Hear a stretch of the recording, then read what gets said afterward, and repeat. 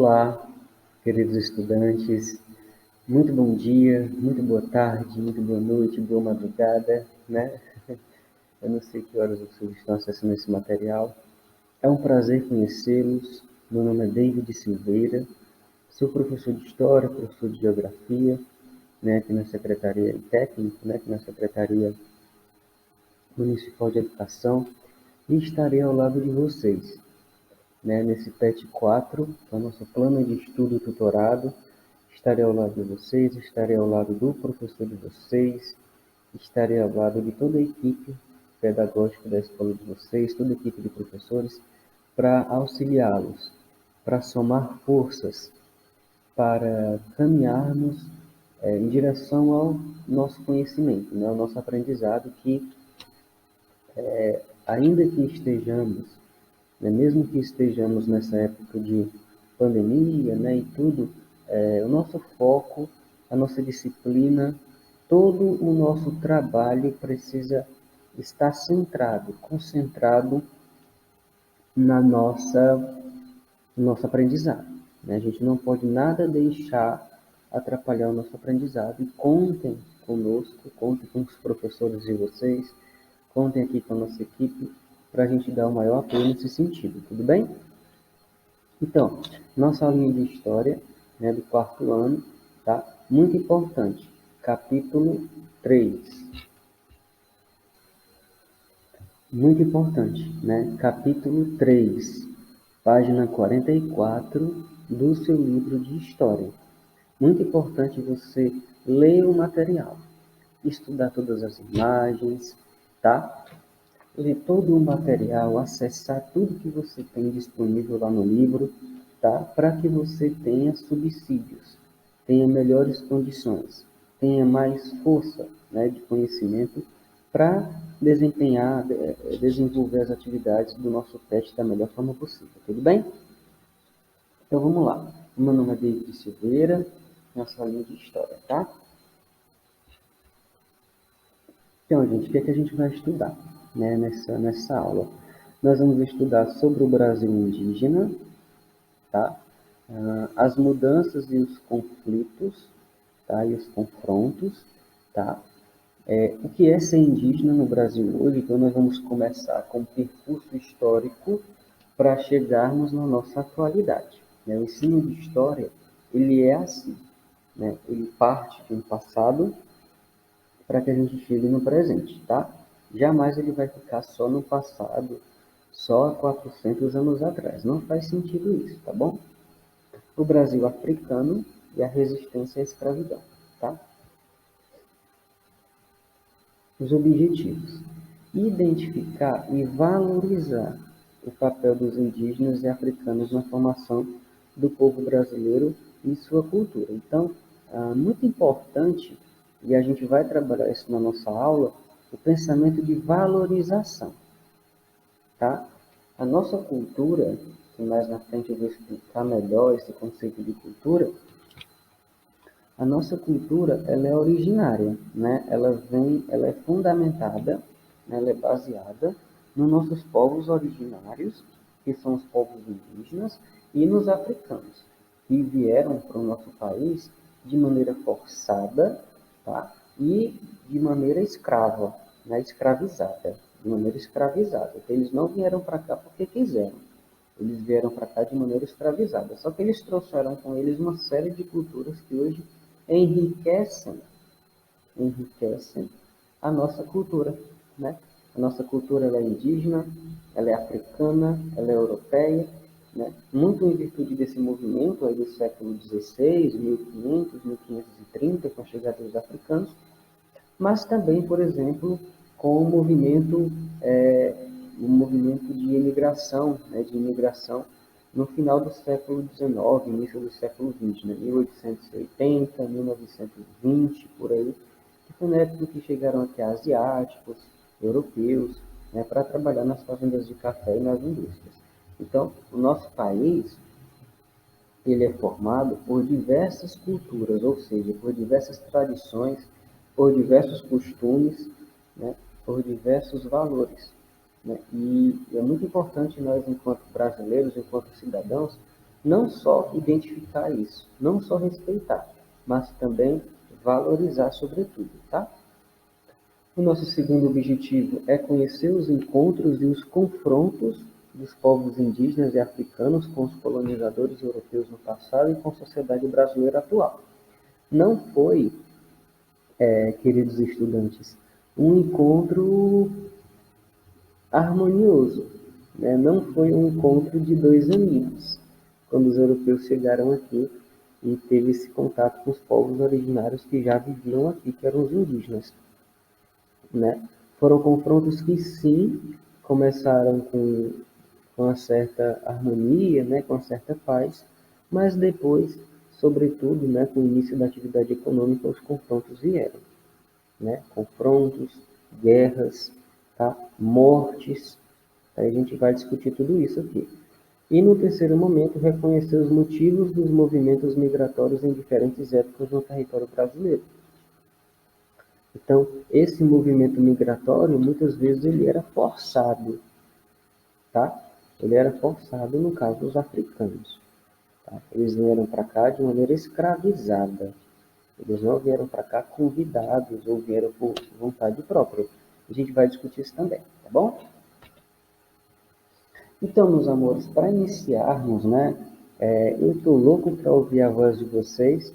Não vou conseguir ouvi-los, mas certamente eu imagino que vocês podem responder, tá bom? Então, assim, nós temos três imagens.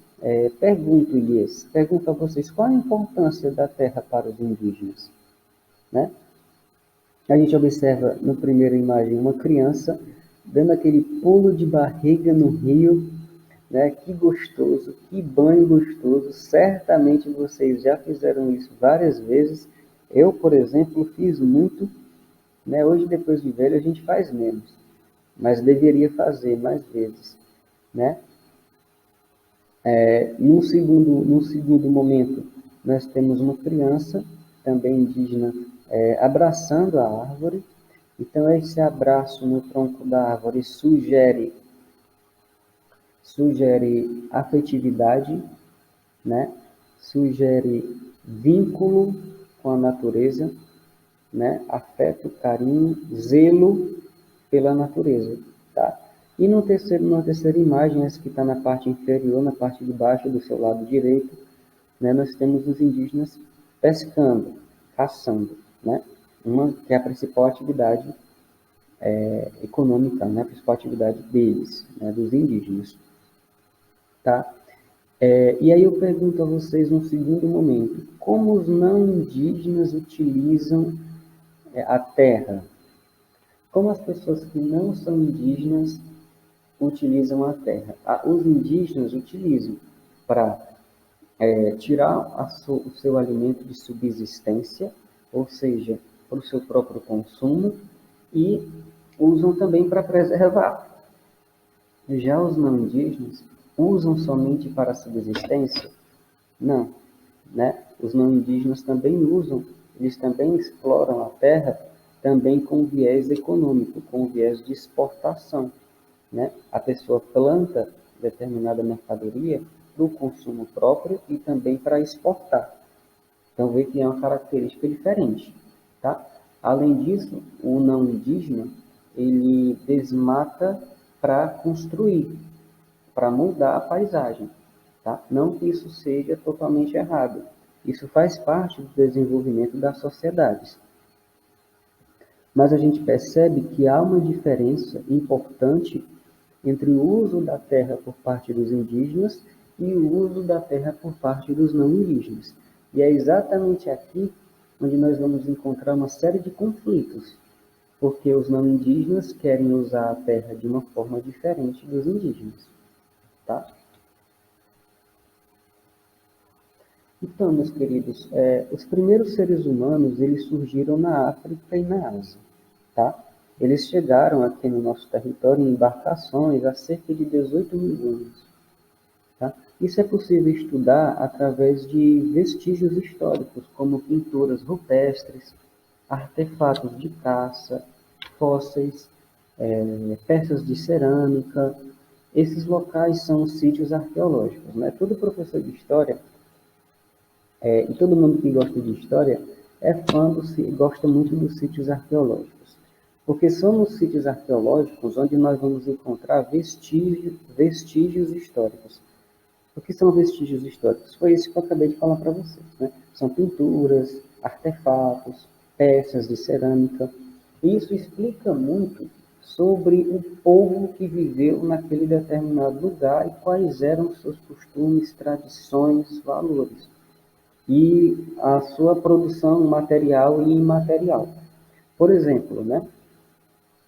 Por exemplo, quando nós avistamos uma pintura, né, um desenho qualquer, uma pedra, certamente alguém desenhou aquela pintura, aquela pedra. E dependendo do desenho, dependendo da circunstância, tudo depende muito do contexto, né, depende muito daquela situação, né? Isso explica muito sobre o modo de vida daquela pessoa, isso explica muito sobre a época em que ela viveu, isso pode explicar sobre como essas pessoas vivem, seus costumes, e explica também sobre as coisas que ela fazia e as coisas que ela pensava, as suas crenças também, tá? Então, a história ela é construída sobre esse pressuposto, sobre esse valor, sobre esse conceito de sítio arqueológico dos vestígios históricos. Então, gente, em 1500, quando os portugueses chegaram ao território que hoje forma o Brasil, povos indígenas já viviam aqui, né? Esses povos, e por isso que o pensamento de descobrimento é descobrimento do ponto de vista do português. Do ponto de vista nosso, brasileiro, não tem nada de descobrimento, porque nós já morávamos aqui, os índios já morávamos aqui, né? Então, esses povos que já viviam aqui, eles viviam em nações organizadas, tá? Com a sua cultura própria, com seus hábitos e sua língua. E aí, gente, nós estávamos diante de culturas muito diferentes, tá? Estávamos diante de culturas muito diferentes que naturalmente, né, abriria espaço para um conflito, né? E também para confrontos, tá bom? Muito importante eu falar aqui para vocês a questão dessa multiculturalidade das culturas, né? Todo Brasil, toda pessoa, toda região, todo local, né? Toda comunidade, toda região, todo povo, todos nós temos a nossa cultura, tá? Então, o que é cultura, né, gente? Cultura é todas as suas tradições, valores, tá? Hábitos, né? Costumes, crenças, tá? Tudo aquilo que você realiza de maneira material e imaterial, ou seja, toda construção, né? Física, um prédio, né? A produção de automóveis, e tudo que você pensa, as festas tradicionais. Então, tudo isso é cultura. E todos nós herdamos essa cultura dos nossos antepassados, dos nossos pais, que naturalmente herdaram dos nossos bisavós, triavós, tetra-avós, pentavós e aí vai, tá? Então, é a produção histórica dos nossos povos antigos, das pessoas que vieram antes da gente, que justifica, né, que produz o nosso comportamento hoje. E é muito importante nós desenvolvermos, enquanto crianças, enquanto jovens, o pensamento de alteridade. O que é esse pensamento de alteridade? É o reconhecimento que existem pessoas e culturas que pensam, que agem diferente da gente, tá? Sempre que nós nos deparamos com o nosso coleguinha, ele tem uma cultura diferente, ele tem valores, tradições, crenças diferentes da gente. Ele tem uma forma de ver as coisas, uma forma de pensar as coisas diferente. E nós temos o dever constitucional, né? Temos leis que falam sobre isso, que nós precisamos respeitar, o nosso colega. E jamais acharmos que o nosso modo de ser, o nosso modo de viver, ele é superior ao modo de viver do nosso colega, de forma alguma. Tá? Isso não é correto, isso não é legal. Tá? Então, agora sim, o conflito, ele é natural. É natural que quando você conhece uma pessoa que pensa diferente de você, que tem uma cultura diferente de você, é natural que você discorde dela, que você concorde, que você não ache tão legal determinadas coisas, né? Não ache tão interessante, mas a gente tem, é o nosso grande desafio, né? A gente vive uma democracia, que é uma palavra muito bonita, que certamente vocês já ouviram nos jornais, já ouviram na escola, né? Que é isso, né? A democracia é lidar com essas diferentes culturas, lidar com esses conflitos, tá? E foi o que aconteceu com os portugueses e com os indígenas, né? Você vê aí uma imagem, essa imagem ela não retrata de maneira tão fidedigna assim, né? Não significa que essa imagem ela retrata 100% de como foi o encontro, né, entre portugueses e indígenas, até porque ela foi feita por um pintor, esse pintor ele fez essa obra numa determinada época, baseado em determinados conceitos dele. Mas certamente é uma obra que se aproxima, né? Certamente é uma obra que se aproxima da forma como os portugueses chegaram no nosso país, né? Então, né, é importante refletirmos sobre esse conflito inerente dessa questão cultural, tá? Então, a primeira atividade econômica dos portugueses aqui no nosso país foi a extração do pau-brasil. O pau-brasil era uma planta que dava principalmente no litoral, nas praias, né, que servia para fazer móveis, instrumentos musicais e até navios, né, além de corante para tingir roupas. Então, essa foi a primeira atividade econômica dos portugueses e foi aqui que começou a confusão, né? Porque assim, quando os portugueses chegaram aqui e eles se depararam com os indígenas, a relação ela foi bem harmoniosa, né? Foi uma relação bem tranquila. Inclusive tinha uma prática que tanto os portugueses como os indígenas praticavam muito, que era a questão do escambo, que era a troca, né? Como eram culturas totalmente diferentes e produziam artefatos e ferramentas diferentes, porque isso também é cultura, né? Os portugueses traziam questões que os índios não produziam e os índios também tinham muitas coisas que os portugueses não tinham, então eles trocavam, então era uma relação harmoniosa. No entanto, quando os portugueses começaram a derrubar a floresta para tirar o pau-brasil, para exportar o pau-brasil para a Europa, eles começaram a usar os indígenas de maneira escravizada, né? Eles obrigavam os indígenas a trabalhar. E, naturalmente, surgiram aqui os confrontos, não só conflitos, como confrontos. É importante dizer que os índios, eles não eram coitadinhos, né? Os índios, eles também, eles resistiam. Então, tinha muita luta armada, tinham muitas mortes.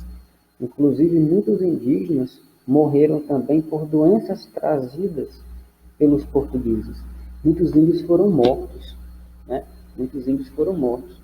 Então, inclusive, isso explica, né, o deslocamento para o interior. Muitos indígenas se deslocavam da parte mais das praias para ir mais para o centro do Brasil, né? Hoje nós temos, na época nós tínhamos aproximadamente 4 milhões de indígenas, né? Hoje nós temos cerca de 896 mil indígenas, sendo que 324 mil vivem em outras áreas, que nem são áreas demarcadas, não vou falar de demarcação nesse momento, tá? Então, gente, o que é ser indígena hoje, tá? Na nossa sociedade, muitas vezes, ainda se tem a visão de que ser indígena é viver na floresta, enfeitar-se com plumas e ter pinturas coloridas pelo corpo. Essa, viu, meus amores, meus queridos estudantes do quarto ano, é uma visão preconceituosa, tá? Dos indígenas. Em nossos dias, eles têm acesso às tecnologias e eles se adaptam, essas tecnologias aos seus costumes. Tudo isso sem abandonar a sua identidade indígena, o que é mais bacana, o que é mais legal. Todos nós precisamos ter a nossa identidade, valorizar o lugar de onde viemos, valorizar a nossa cultura, tá? E os indígenas fazem muito isso. Eles têm muito esse sentimento de pertencimento. Nós somos indígenas com muito orgulho, né? E, realmente é um conceito que a gente pensa. Ó, repara nessa imagem, né? Você vê os indígenas participando, né, de encontros, né, totalmente conectados, e principalmente os indígenas participando de encontros produzindo leis, né, produzindo leis, né. Essa imagem é lá na Assembleia Legislativa, aliás, é lá no Congresso Nacional, né, os indígenas participando de discussões de leis importantes aí, tá bom? Né?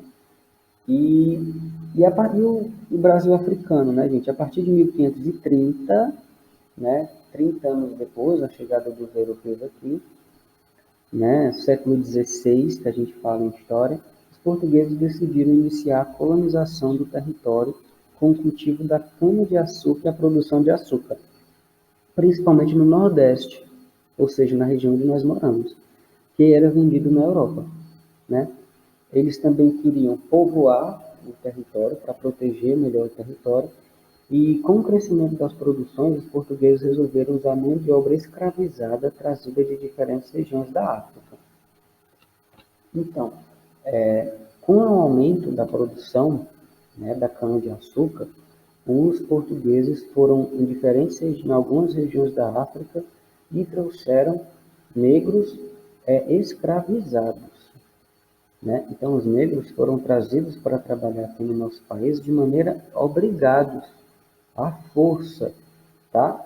É muito importante diferenciarmos o pensamento de escravo para escravizado. O escravo é aquele que já nasce escravo, tá? Ele tem a questão que é dele. Escravizado, não. Escravizado é quando a pessoa se torna escravizada em razão de uma força maior que lhe coloca nessa situação. Foi o que aconteceu com os negros e com os indígenas também. Né? Parte dos indígenas que também foram obrigados a trabalhar de maneira escravizada. Tá? E eu convido vocês para refletir, meus amores, sobre a questão do fato triste, porque os africanos foram tirados da região onde eles moravam, largaram as suas famílias, deixaram a terra de onde nasceram, seus costumes, suas tradições, sua cultura como um todo, e vieram de maneira escravizada, de maneira obrigatória, um deslocamento à força, para trabalhar no nosso país. Né? E fora as condições, né, que é o próximo slide, fora as condições. Essa é a imagem do navio negreiro, que certamente vocês vão se deparar com essa imagem várias vezes ainda, tá? E as condições de viagem eram péssimas, tá? Além do calor, a questão da alimentação, os castigos físicos, tá? Muitos escravos não conseguiam chegar aqui no país, morriam na viagem por doenças, por fome, por uma série de fatores, tá? E muitos dos que chegavam aqui chegavam também em condições de saúde muito precárias. Então é muito importante a gente refletir sobre isso, sobre esse deslocamento forçado, sobre a cultura que eles trouxeram do lugar deles de origem, que enriquece muito a nossa cultura, tá? E sobre esse deslocamento forçado, tá bom? E ao chegarem no Brasil, os africanos escravizados, eles eram vendidos aos senhores do engenho, que eram os homens que cuidavam das plantações de cana-de-açúcar, e outras pessoas que procuravam mão de obra escrava. Reparem, gente, durante 300 anos, né, de 1550 até a segunda metade do século XIX, 1850, cerca de 4 milhões de africanos foram trazidos à força para o Brasil. O trabalho feito pelos africanos produziu muitas riquezas ao longo da nossa história. Por quê? Porque nós exportávamos cana-de-açúcar por causa do trabalho escravo. Era o trabalho escravo, trabalho escravizado que produzia. E mais adiante também com o ouro, com o ciclo do ouro que vocês vão estudar, né? Os engenhos, principalmente no Nordeste, o ouro, principalmente no Sudeste, em Minas Gerais, e mais na frente, né, o ciclo do café. Então, as principais atividades econômicas do nosso país, que era a geração de riqueza, que era exportado, mandado, vendido para outros países, a construção do nosso país foi construído em razão da mão de obra escravizada africana. Então, todas as riquezas do nosso país que nós construímos ao longo de séculos se deve ao negro escravizado, ao indígena, né? E a todas as culturas que aqui estiveram, que produziram tudo isso, né? Entre os escravizados, muitos escravos fugiam, né, gente? Então havia resistência, né? Havia luta, havia confrontos. Tem muitos escravizados, eles fugiam, né? E se organizavam em comunidades, geralmente de acesso difícil, para se proteger. Essas comunidades eram chamadas de quilombos, né? Então, quilombo eram comunidades que abrigavam não só negros escravizados, mas também indígenas que fugiam, mas também outras pessoas desassistidas, tá? Os escravos que moravam nessas comunidades, ou os descendentes, que eram as pessoas que nasciam, que eram filhos de escravos, né, que pertenciam nessas comunidades, são conhecidos como quilombolas.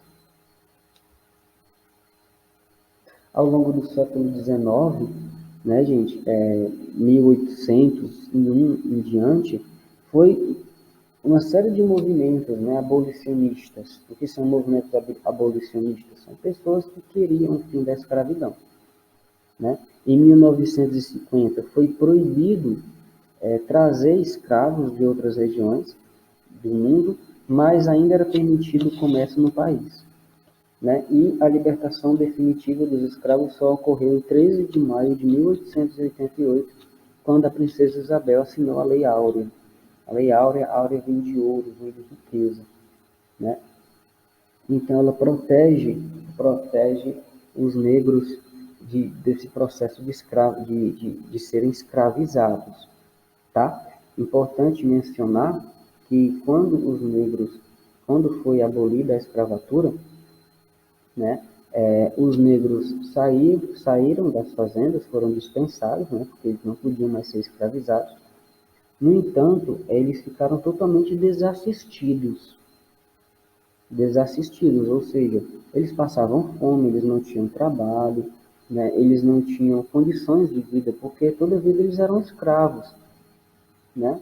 Então, eles não tinham desempenhado, não tinham, por exemplo, se preparado para exercer uma vida normal. Eles tiveram muita dificuldade, inclusive isso é um dos fatos que explica, né, a questão da nossa organização, da nossa sociedade hoje, entre brancos, negros e pardos, né? Uma sociedade brasileira que tem a maioria de pessoas negras, pardas, mas que, por exemplo, em profissões de prestígio, né, profissões mais que ganham um salário maior, ou, por exemplo, no acesso à universidade, ainda há desigualdade nesse sentido, tá? Então, vamos para o nosso PET, tá bom? Rápida orientaçãozinha sobre o nosso PET. Qual a diferença entre escravo e escravizado?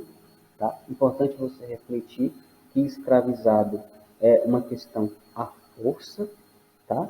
Foi o que aconteceu com os negros, né? A questão do escravo é uma questão muito mais inerente, que nasce com a pessoa, que não é o caso, que não é o nosso caso. A gente está falando dos negros que foram escravizados, de alguns índios também.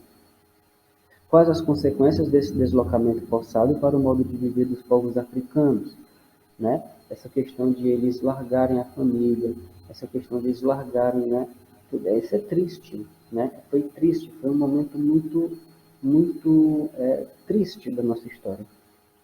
E quanto à questão indígena, o que pode ter possibilitado o início dos confrontos com os portugueses?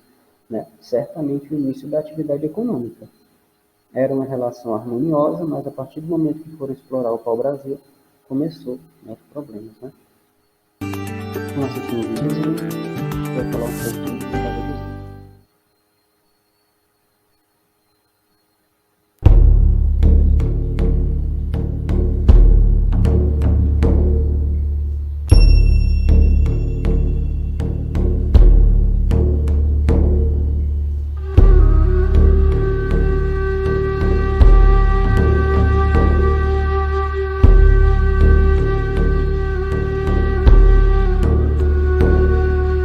Será que existe diferença entre dizer negro escravo e negro escravizado? Se a gente pensar negro escravo, a gente está falando de uma condição que parece ser inerente à condição de negro. Quando a gente fala negro escravizado, a gente traz à tona a relação histórica e cultural que o coloca na condição de escravo.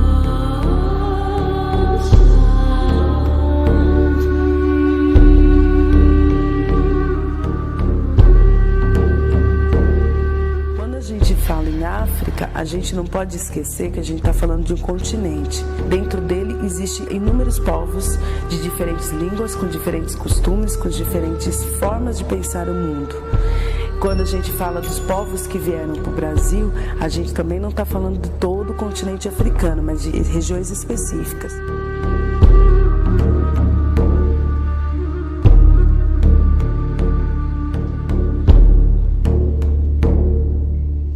É importante pensar que a escolha dos africanos a serem escravizados nunca foi aleatória.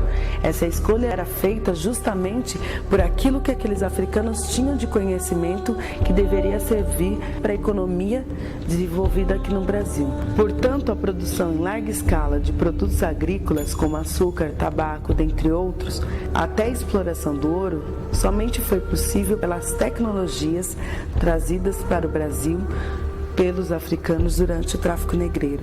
Os produtos comumente utilizados para a manutenção dos engenhos eram, em sua maioria, materiais ferrosos, como machados, enxadas e foices. Diversos artefatos encontrados em antigos engenhos podem ser produtos de trabalho de escravos que aqui deram continuidade a seu ofício de ferreiros, além da possibilidade de alguns utensílios terem sido trazidos da África, como, por exemplo, a bateia, um utensílio utilizado na exploração de ouro de povos da região da Costa da Mina, que aqui se fez presente durante o período da mineração em Minas Gerais durante o século XVIII. Porém, não somente para as atividades ligadas à metalurgia ou à agricultura, a mão de obra escrava era utilizada, mas também em grandes centros urbanos na condição de escravos de ganho ou de aluguel. O escravo de ganho somente existia nos centros urbanos e o próprio escravo oferecia seus serviços pelas ruas e no comércio da cidade, em troca de um pagamento frequentemente chamado de jornal. Parte do dinheiro que ele recebia ficava com o senhor e o restante ficava com o escravo, que com pouco dinheiro precisava pagar por sua alimentação e, em muitos casos, pela sua moradia. E quando a gente fala de escravo, a gente tem que pensar muito para além da ausência de liberdade, mas pensar num processo de desumanização e despersonalização desse indivíduo, retirando a sua identidade e a sua memória coletiva e individual e transformando ele em mercadoria. Pronto, né, gente? Pronto, né? Em que podemos ajudar, né? Desde já estamos finalizando a nossa aula. Desde já a gente se coloca à disposição, né? Não só eu aqui, como seus professores, toda a equipe da sua escola, tá bom? Está à sua disposição para ajudar da melhor forma possível. Vamos lá, vamos ao trabalho, né, no nosso PET.